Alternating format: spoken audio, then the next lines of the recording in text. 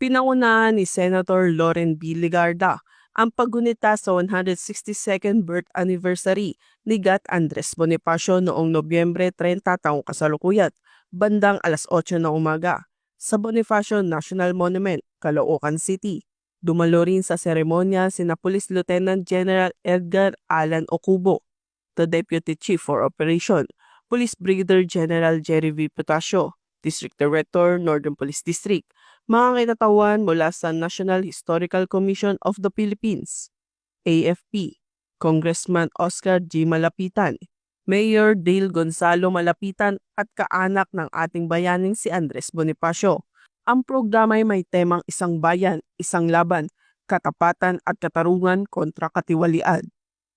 Layunin ng pagdiriwang na manawagan sa bawat Pilipino na magkaisa lalo sa pagtataguyod ng katotohanan at katarungan, lalo na sa panahon ng mga pagsubok.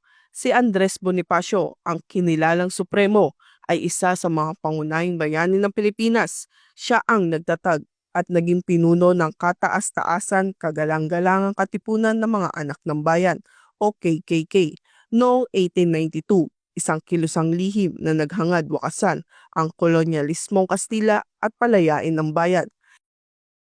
Kabilang sa mga naging mahalagang bahagi ng programa ang sabayang pag-awit ng lupang hinirang.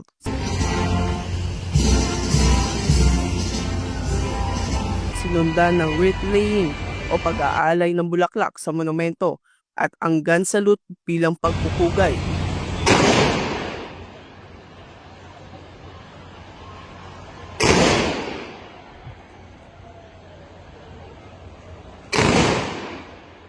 Nakadeploy rin ang mga kapulisan sa iba't ibang bahagi ng monumento, katuwang ang iba pang ahensya ng gobyerno upang matiyak ang seguridad, kaayusan at maayos na daloy ng trapiko habang isinasagawa ang buong aktibidad.